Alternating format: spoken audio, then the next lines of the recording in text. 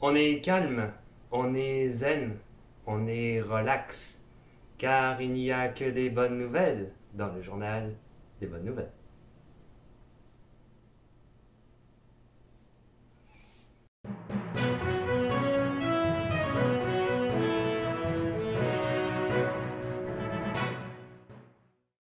Environnement. Environnement, alors avec cette semaine, une sorte de, en fait, carrément un baby boom dans la population des éléphants au Kenya, plus particulièrement au parc national d'Amboseli, je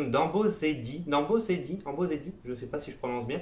C'est un parc qui en fait est entre autres très connu pour sa savane, mais aussi sa vue imprenable du mont Kilimandjaro.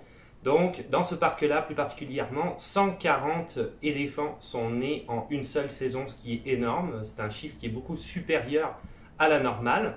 Donc il y a deux raisons essentielles à cela. La première raison, c'est le coronavirus, c'est-à-dire qu'il y a moins de touristes, donc moins de stress pour les animaux, mais aussi moins de braconniers. Hein. C'est beaucoup plus dur pour les braconniers d'aller chasser les éléphants parce que beaucoup plus visible, hein. Ils peuvent moins se cacher il y a beaucoup moins de monde naturellement, beaucoup moins de touristes comme je viens de le dire.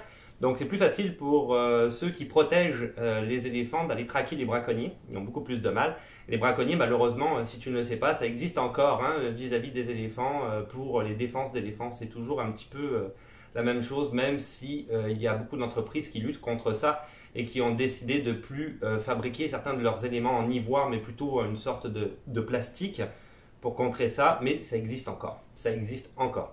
Donc, et d'ailleurs, petite parenthèse, j'ai vu il n'y a pas longtemps un reportage des échappées belles, je regarde beaucoup ça en ce moment.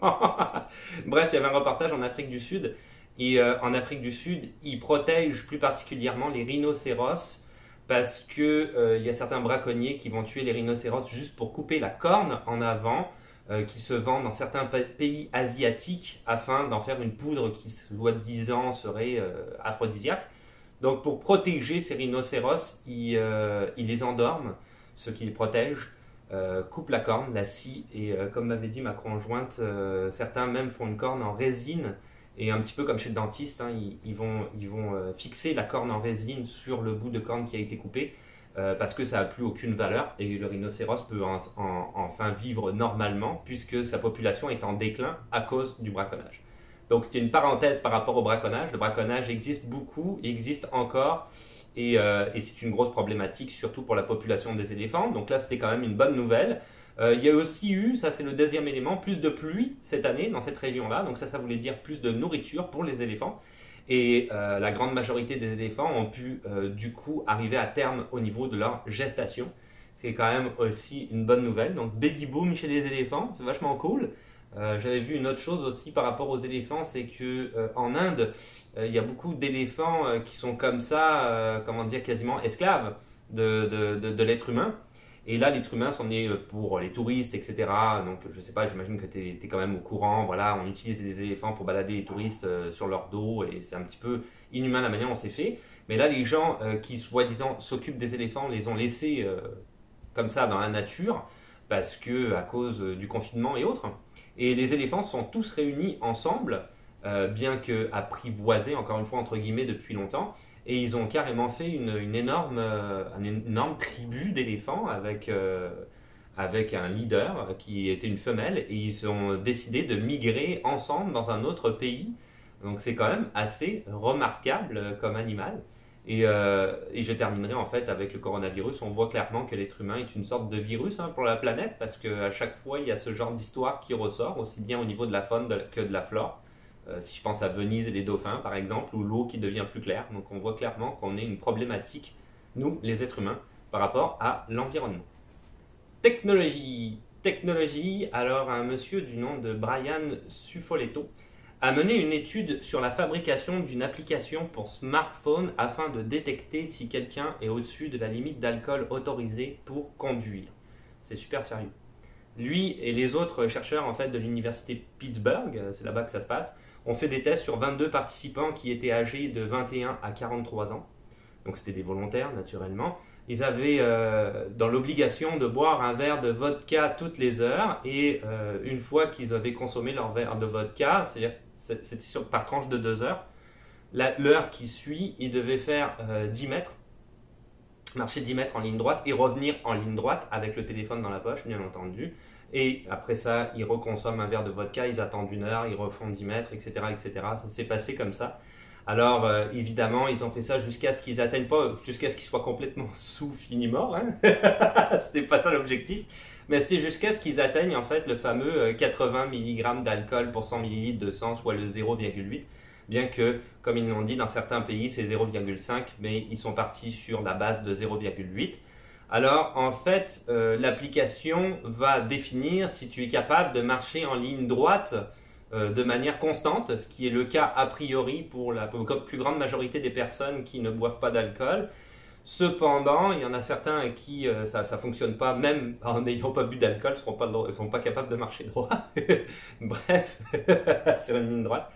L'application, du coup, a fonctionné sur 90% du temps, donc ils étaient quand même, les chercheurs, très contents par rapport à ça, mais ils essayent de contrer ce petit 10%, donc ils continuent à travailler sur cette application-là qui ne va pas encore être commercialisée.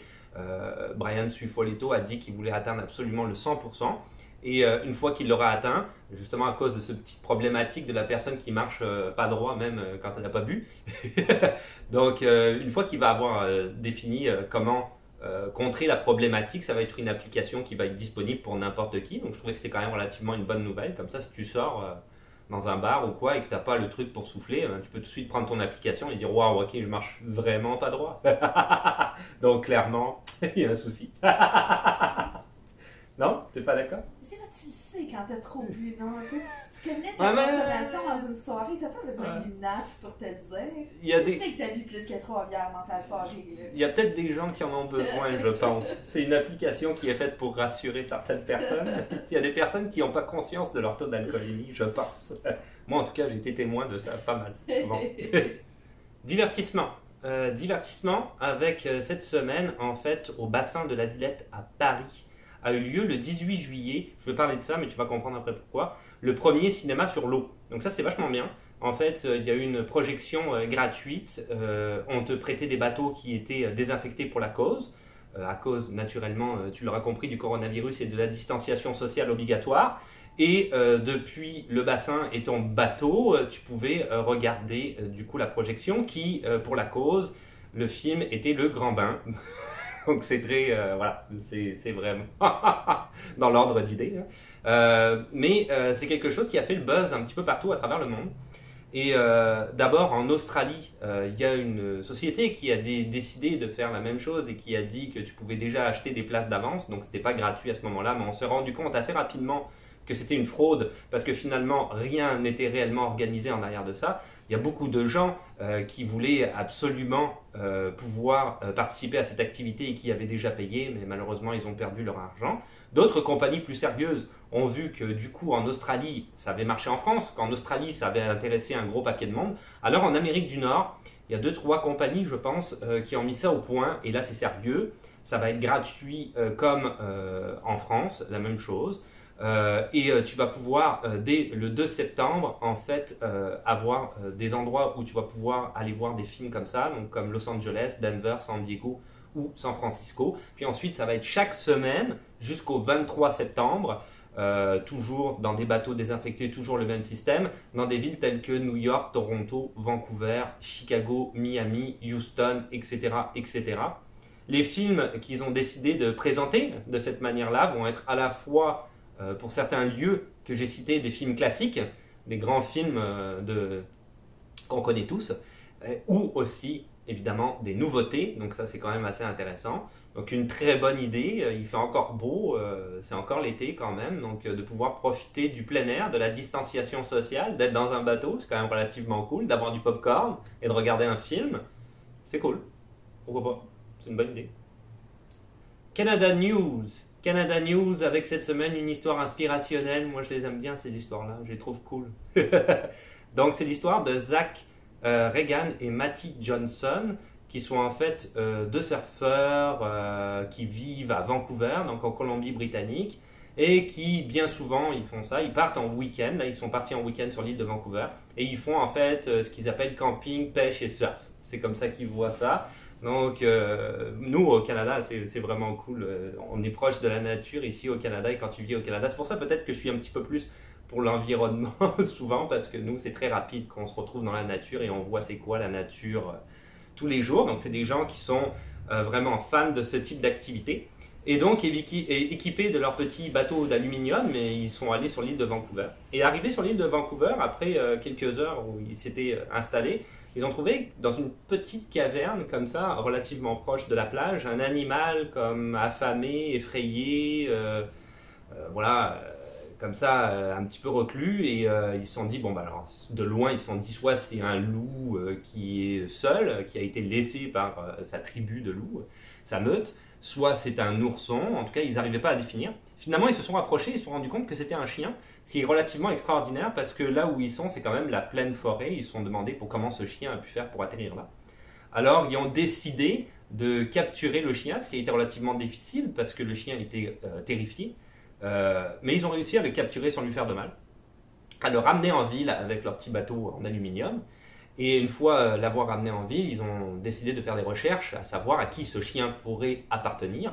Ça n'a pas été très difficile parce qu'ils sont tombés sur des vieilles annonces qui étaient comme ça placardées sur les poteaux dans la ville, d'un chien du nom de Stella qui correspondait en tout point à la description, qui avait disparu depuis 3 mois.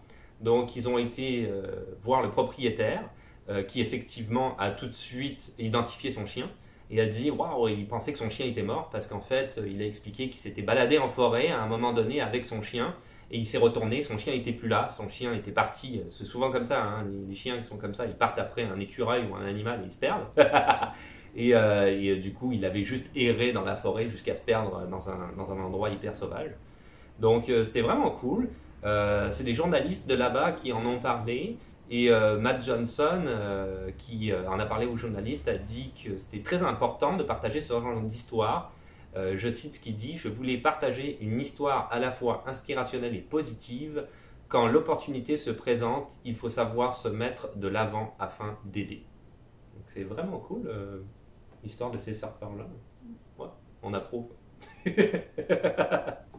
Science. Alors, science, avec cette semaine des équipes de scientifiques des universités de Stanford et de l'Université de Caroline du Nord qui ont découvert un champignon poussant dans les décombres de la centrale nucléaire de Tchernobyl avec une particularité très pratique.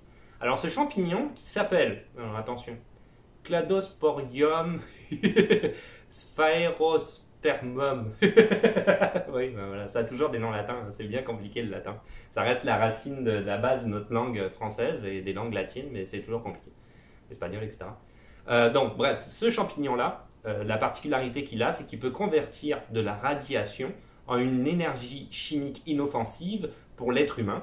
C'est un procédé qu'on appelle à l'heure actuelle la radiosynthèse. Donc, c'est quand même relativement cool.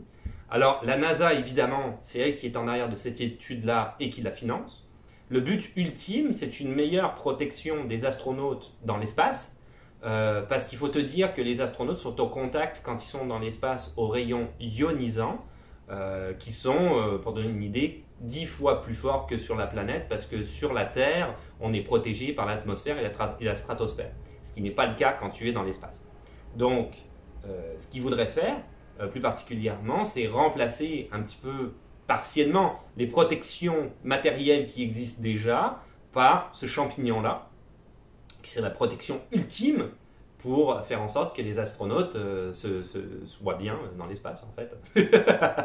Évidemment, la NASA a comme objectif d'utiliser à outrance ce champignon-là pour les voyages vers Mars. C'est ça l'objectif. Donc, c'est pas mal cool. Pour le moment, ils sont en train d'étudier ça dans la Station Spatiale Internationale, mais a priori, ça a l'air d'être sur une très bonne voie. Donc, un champignon qui mange l'énergie radioactive. Politique. Politique, on va aller en Alabama avec un petit restaurant du nom de Drexel et Honeybees qui se trouve plus particulièrement au centre-ville du village de Broughton, qui offre en fait des repas gratuits à tout le monde. Alors les propriétaires sont Freddie et Lisa Thomas Macmillan, qui sont des retraités qui avaient ce restaurant-là et qui ont décidé de continuer à faire leur restaurant mais en aidant, c'est ça l'idée, et c'est gratuit et c'est un vrai restaurant, hein. C'est-à-dire que tu vas là-bas sur place, tu as un menu, tu peux choisir ce que tu as envie de manger, c'est quand même relativement remarquable. Alors il est certain que c'est un restaurant qui est plus particulièrement dirigé vers la population qui a besoin littéralement de se nourrir sans nécessairement avoir beaucoup d'argent, donc les populations les plus pauvres. Pourquoi c'est en politique? Parce que je trouvais que c'était pas mal le job du gouvernement de faire ça à la base. Donc on voit qu'il y a un petit souci du gouvernement. On n'est pas censé subir notre gouvernement. Le gouvernement est censé soutenir sa nation. Donc on voit qu'il y a un souci là-dedans. Ce qui est intéressant aussi, c'est qu'évidemment, pour que le restaurant puisse continuer à tourner, il fonctionne sous le système de donation. Donc ils ont mis à l'entrée du restaurant, tu as comme une sorte d'antichambre, hein. Quand tu rentres, tu as une porte et tu as une autre porte pour avoir accès au restaurant. Et là, tu peux faire ta donation de manière complètement anonyme.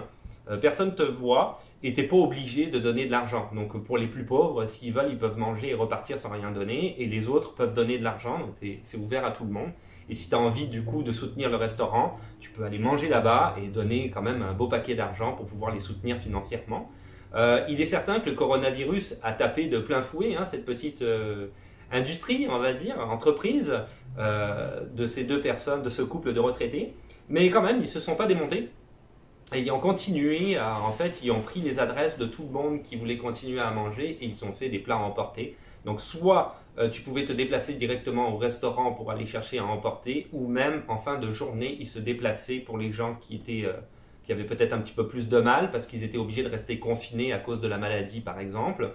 Donc ils se déplaçaient et ils amenaient à manger directement chez eux. C'est vraiment, vraiment bien. Lisa, je vais citer ce qu'elle a dit. Elle a dit peu importe ce dont les gens ont besoin, si je peux les aider, je le ferai. Donc ça c'est une madame qui est vraiment, voilà, elle est vraiment impliquée là-dedans, une certaine ténacité dans cette idée-là. C'est remarquable. World News avec encore cette semaine une histoire inspirationnelle parce que j'aime ça, des histoires inspirationnelles. Anthony M. Soma Nadou, qui a sûrement, que tu en as peut-être entendu parler d'ailleurs, qui a 11 ans, a posté une vidéo sur Instagram de lui dansant sous la pluie, la danse classique et plus particulièrement en fait du ballet. Alors c'est une vidéo qui est assez rapidement devenue virale et je vais expliquer tout de suite pourquoi. C'est une vidéo qui a été filmée en fait par son professeur Daniel Ajala Owoseni, qui a ouvert une école de danse, le Lip Dance Academy, dans la ville de Badagry, sur la côte nigérienne plus précisément. Alors lui-même, ce professeur-là, qui est âgé de 29 ans, c'est lui-même quelqu'un qui est passionné de danse depuis son plus jeune âge. Il a même indiqué qu'après avoir vu le film à 13 ans, Save the Last Dance, qui était sorti en 2001, ça a été une révélation pour lui. Donc il s'est dit, bon, je vais regarder, peu de temps après, il a commencé à regarder sur YouTube les différents mouvements de danse classique. Et il s'est adonné à ça. Il a essayé éventuellement d'obtenir une bourse d'études et de pouvoir faire carrière aux États-Unis, ce qui n'a pas été le cas. Parce que les États-Unis ont dit d'abord que même si les bourses pour ces écoles-là aux États-Unis étaient des bourses dites internationales, ils n'étaient pas éligibles à cause de la trop forte distance et du fait que le continent africain n'était pas impliqué dans les bourses internationales. Donc pourquoi mettre international, hein? Si tu décides que tout un continent n'est pas impliqué là-dedans, bref, peu importe. Daniel a quand même ouvert son école de danse et trouvait qu'Anthony était quelqu'un qui était quand même très talentueux dans cette danse-là, qui lui a appris les différents mouvements de ballet, et il trouvait que ça valait la peine que le monde le sache. Anthony a lui-même, 11 ans quand même, a lui-même voulu faire cette vidéo en disant « Je veux faire cette vidéo simplement pour prouver aux gens que le ballet, ce n'est pas qu'une histoire de filles. Les garçons aussi peuvent faire du ballet et il n'y a rien... c'est très bien comme ça, c'est une très, très bonne chose et ce n'est pas à montrer du doigt pour autant. Donc ça aussi c'était quand même un message qui était assez bien, je trouvais, et universel et qui allait vers la diversité, pourquoi pas. La vidéo a été virale entre autres à cause de Viola Davis, une actrice américaine qui elle en fait est tombée sur cette vidéo là sur Instagram et qui a décidé d'en faire la promotion sur les réseaux sociaux. À cause, justement, c'est elle qui l'a dit, de promouvoir un petit peu la diversité et de dire, voilà, regardez ce qu'un enfant de 11 ans peut faire, c'est hallucinant, c'est quand même très bien. Donc, Du fait que cette vidéo devienne virale, une certaine personne très importante pour Anthony, c'est-à-dire Cynthia Harvey, qui n'est autre que la directrice artistique de l'école de danse de New York, est tombée sur la vidéo, a été impressionnée par le talent du garçon et a décidé de lui ouvrir une bourse d'études à l'international, même si son pays est dans le continent qui est donc le Niger et sur le continent africain. Ils ont permis aussi qu'il puisse suivre ses leçons dues évidemment au coronavirus durant l'été via Internet. Donc c'est la compagnie, l'école, qui a payé les frais d'Internet aux garçons qui peuvent être relativement chers au Niger. Ils ont tout payé pour qu'ils suivent virtuellement des cours de danse. Et évidemment, il a sa bourse d'études, donc dès qu'il pourra, il va pouvoir aller aux États-Unis pour pouvoir suivre ces cours-là dans une école très prestigieuse, une école dont les débouchés, évidemment, va vers les plus grands ballets du monde. Donc c'est une très belle opportunité pour ce jeune garçon-là. Cynthia a dit, je cite, « Un garçon qui montre tellement de dévouement, c'est sûr, tu dois l'aider. » Donc quand elle a vu la vidéo, pour elle, ça faisait aucun doute. Donc c'est vachement bien pour Anthony et c'est vachement bien aussi pour son professeur Daniel parce que finalement c'est un projet commun et Daniel quelque part a réussi à faire ce qu'il voulait faire, même si c'est pas lui qui va danser, il a réussi quand même à enseigner son savoir et à faire en sorte que quelqu'un puisse profiter de ce savoir-là pour pouvoir faire une chose qu'il aimait vraiment dans la vie. Donc c'est en dépit de la distance, en dépit du fait qu'il est peut-être dans un pays qui est moins regardé via le spectre, on va dire, des réseaux sociaux pour les autres pays du monde, peu importe. Vraiment bien. Et je terminerai avec l'anecdote du jour, une anecdote que je trouve assez cool, comme d'habitude, hein, Romain. Je dis tout le temps ça. Alors, c'est l'histoire d'un arnaqueur, fraudeur, multirécidiviste qui s'appelle Steve Commissar, qui d'ailleurs a changé de nom pour le nom de Brett Champion. Donc, voilà. Brett Champion. Mais Steve Commissar, là, c'est un gars, en fait, qui toute sa vie a vécu uniquement via les arnaques et les fraudes. C'est juste ça qu'il a fait de sa vie. À un moment donné, il a mis une pub dans un magazine, et c'est comme ça qu'il s'est fait relativement connaître, d'ailleurs, et c'est comme ça qu'il est allé en prison. Il s'est fait connaître, et toutes les autres fraudes qu'il avait fait auparavant lui sont retombées sur la gueule. Il a fait pas mal de prison, je te dirais. Dans la publicité, c'était écrit « Un système de séchage solaire ultra puissant pour vêtements ». Okay, le prix, 39,99 $. Donc le truc, c'était que tu le payais d'abord et que tu recevais ensuite le système ultra puissant. Les gens ont payé et ils ont tous reçu une corde à linge. Donc c'est vraiment cool parce qu'il n'a pas menti. Il n'a pas menti. Donc quelque part, ça c'est la fraude et c'est l'arnaque ultime. C'est génial. Génial comme fraude, de ne pas mentir quand même. On ne peut pas lui en vouloir. Est-ce que c'est réellement une arnaque? On se pose la question. Oui, parce que 39,99 $, c'est peut-être un petit peu cher pour une corde à linge. Ça, c'est certain.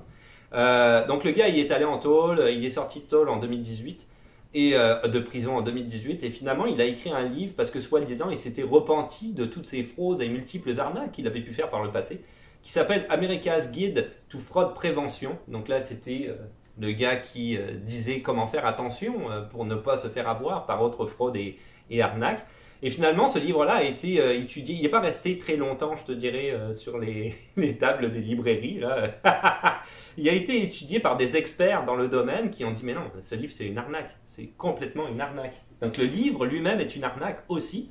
Donc le livre a été retiré. Et à l'heure actuelle, en fait, tu peux retrouver le livre dans le musée de la fraude aux États-Unis. Ils l'ont mis dans le musée de la fraude parce que c'est la fraude ultime, d'écrire un livre contre la fraude, qui lui-même, ce livre-là, est une fraude. Donc je devais parler de Steve Commissar, alias Brett Champion, c'était obligatoire. Je ne pouvais pas faire autrement. Et voilà, c'est tout pour aujourd'hui. Donc cette semaine, tu auras pu voir que plus particulièrement, et même des semaines d'avant, on parle beaucoup d'environnement et de protection de la planète, surtout avec la pandémie, avec le confinement et avec le fait que la planète va beaucoup mieux depuis que l'être humain est plus sur la planète. Mais moi, c'est quelque chose qui, comme je le disais tout à l'heure, m'a tenu beaucoup à cœur, du coup, surtout à partir du moment où je suis arrivé au Canada, parce qu'ici on a une nature tellement formidable, on est en pleine ville et à quelques minutes de voiture, que ce soit au Mont-Royal, il y a beaucoup de monde au Mont-Royal, mais ici il y a un parc nature, on peut prendre la voiture et faire moins d'une heure et on se retrouve tout de suite dans la nature canadienne. Et la nature c'est exceptionnel, donc c'est sûr que moi je venais de la France, je m'en rendais peut-être un petit peu moins compte parce que c'est beaucoup des villes en France, plus concentration urbaine on va dire, plus importante. Mais ici, on s'en rend compte et je pense que c'est quelque chose qu'il faut réellement préserver et je pense que c'est quelque chose dont on a pris conscience avec le confinement. Donc c'est important, la planète. C'est quand même là où on vit. Donc c'est con de se tirer une balle dans le pied quelque part. C'est ce que je pense. Après, pour le reste, si tu veux t'abonner, parce que c'est plus facile de savoir quand est-ce qu'une nouvelle vidéo va sortir, un petit pouce bleu, parce que ça fait toujours plaisir, des questions, des suggestions, ou même des commentaires dans les commentaires, le compte Instagram qui existe toujours et que j'actualise, que tout ce que je dis, comme d'habitude, il n'est pas là, il est en week-end chez ses grands-parents, donc pas de limou aujourd'hui, pas de liam aujourd'hui. Mais quand même, je te dis à la revoyure. Ciao! Ciao, bye! Il y a la relève.